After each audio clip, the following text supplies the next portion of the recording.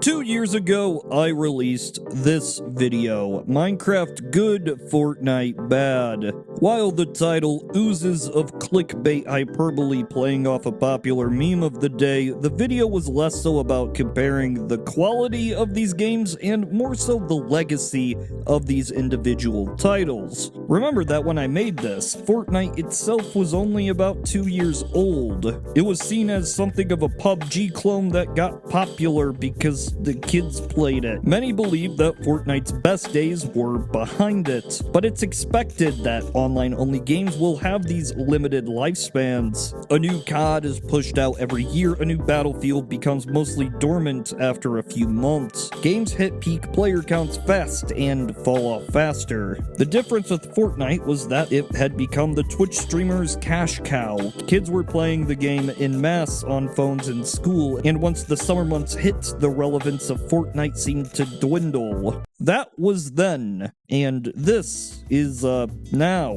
Fortnite is well over 3 years old, coming on 4 in a few months here. That is a long lifespan for a game that I wrote off as a fad. In that time, plenty of games have risen to the top, offered some competition, and, well, yeah. Yet in between all the changes, here was Fortnite, going as strong as ever. Clearly, I was wrong. Fortnite was not a flash in the pan. It's not dying anytime soon. It's actually gotten more popular than when I made my video. So how was I, Tyler of Knowledge Hub, so stupid, so dumb, and wrong? I think the game just got good. Really good. Fortnite gets weekly updates. Each season changes core gameplay elements, and after years of that, the experience is a far cry from where we droppin', boys. And I suppose I probably should have seen this coming. See, when I was making that Minecraft okay, Fortnite sucks ass video, I hadn't actually played a ton of Fortnite since launch, since the haha it is a PUBG clone days, and I figured it might be important to,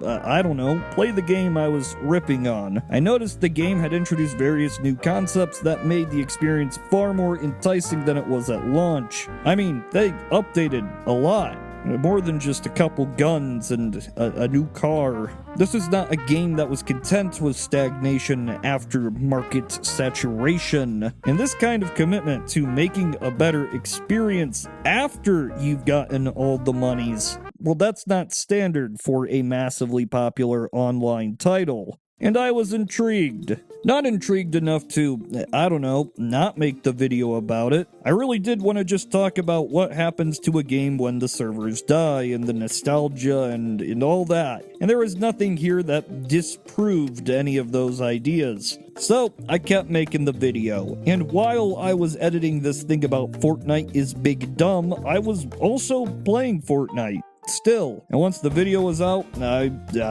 was still playing Fortnite. And some 63 videos later, I'm still playing. Yes, a tragic tale dripping with irony. The video that I made to rip on a game makes me play a game. More often than not, I'll become very invested in a specific title, play for a few months, and get screwed over by shitty business practices. Briefly, I'm angry that the company did bad, and then I just don't care anymore, and I go play something else. And even if that doesn't happen, if I don't feel violated by Bobby's big cock, it's still highly unlikely that a multiplayer game will hold my interest after a few years. Eventually, the player base does drop off, and only the most devoted fans remain. And this has made Fortnite something of a guilty pleasure of mine, a title that always has something new and maintains my interest each seasonal update. They don't do this just with new skins or shiny emotes, but the game, it changes. It's a new way to do the game. Really, these are probably the biggest updates of any game as a service. And I suppose the real question is, what does it cost ya? I mean, games with updates aren't free. This means that you, the consumer, will end up paying money to the company to justify its continued existence. and the business model Fortnite uses to make money has earned something of a bad reputation. This is the Season Pass, i.e. the Battle Pass, i.e. the Fortnite Season Battle Pass. Not all monetization schemes are inherently bad. I'm fine paying a few bucks here and there to ensure the game stays alive, but justify to me that the game deserves to stay alive. And for this, I actually find myself a fan of the Season Pass model. When it's done right, that is. I think Call of Duty showed how bad things can get. You make the season short, you make it hard to level up, put all the good stuff at the end and just try to get people to buy up the ranks. And this is for a $70 game. If anything, I like to use this game as an example of why things don't have to be like this. The reason I like Season Passes instead of no monetization policy is because when done right, they can keep a game alive. Players come back with the start of a new season and to get rewards at the end. This means you don't see that kind of burnout within a few months annualized franchises have. If more people are playing the game, more updates will come out and the game will last longer. When done poorly, the game just dies. But I don't want to get too bogged down in the game company do bad today. So just get out of here, Bobby. Get out of here. I talk about often how monetization is important to a game, and bad monetization can ruin a good game. I mean, it's common sense, I guess. But you know what's even more important than all of this? It's having a good game. Just to play. Traditional battle royales turn a lot of people off just from the basic gameplay loop they incentivize. I mean, at its very core, it sounds pretty cool. Get 100 players, throw them in a map, and see who survives. What you imagine is an all-out war, a constant stream of opponents in action, but it's not that. You drop into Twisty Tomatoes and you fight a few people, but if you're alive, your reward is you get to wander this grassy field and just walk. You're not gonna, no one's there. There's no one over there. Just keep walking. Eventually, after 20 or so minutes, you might see a couple guys, and then you...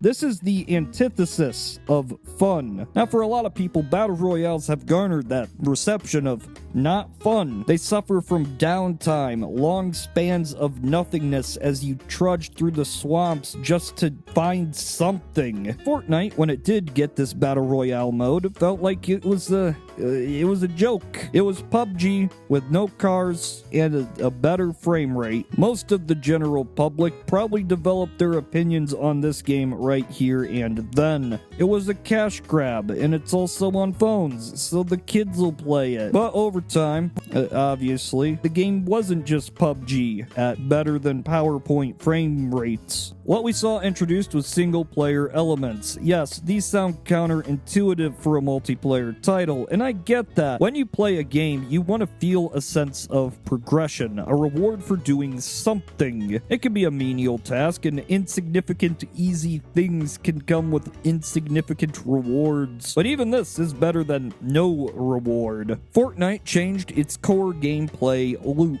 What if rather than drop in, fight, wait, and die, what if you could just not wait? What if instead you could gasp, do something during this time? And the way they fixed this was actually pretty genius. Challenges, and quests. If you played Halo Reach, you know what I'm talking about. Now, at first, mind you, nobody cared. Nobody gave a shit. When quests are shit like get kills and build a fort, this gives you a little bit of extra incentive to keep doing things in the game, but it's the same game that you had before. There's just a little bit more of that game. But over time, as the game received more updates and gameplay mechanics became more diverse than just fort, shoot, and win, the challenges evolved in tandem. Hey, you can fish now? Just go fish this many fish. I bet you can't. Go eat some apples. Go drive that car through this flaming hoop. Eventually, the challenges became in themselves the entire point of the game. Rather than jumping into a match with the goal of winning, completing the quests became the main incentive. So you would drop in and you'd have this whole single player experience as you try and do the thing you need to do. Those enemies, those players, they're just obstacles along the way.